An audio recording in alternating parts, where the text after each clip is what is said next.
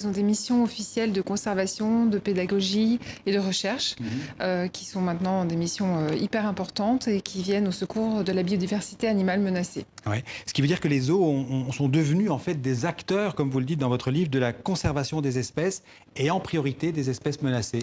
Tout à fait. En fait, les zoos travaillent à élever beaucoup dans leurs murs, beaucoup d'animaux en voie de disparition, beaucoup d'espèces en voie de disparition. Ils travaillent à faire beaucoup de recherche vétérinaire, de la recherche fondamentale, ils font de la pédagogie et ils interviennent donc directement sur le terrain avec des financements ou en introduisant des animaux.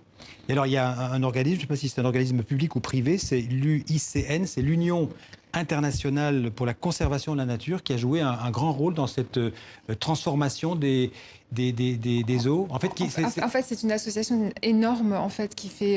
C'est une ONG. C'est une ONG voilà qui fait autorité au niveau de la conservation de la nature dans le monde entier. Et elle a talonné les parcs zoologiques qui s'étaient intéressés à la conservation très en amont en fait, puisqu'ils avaient commencé des programmes de reproduction dès 1932. Ils avaient commencé des studbooks. Enfin, je veux dire, ils s'occupaient de conservation très en amont. Mais l'UICN les a obligés en fait à formaliser les choses jusqu'à 1993 où ils ont sorti en fait un document hyper important qui définit précisément le rôle des zoos. Ils travaillent actuellement, l'UICN travaille en concertation avec les parcs zoologiques les plus avancés. Ils ont des comités d'experts communs et ils travaillent sur certaines espèces justement pour les protéger.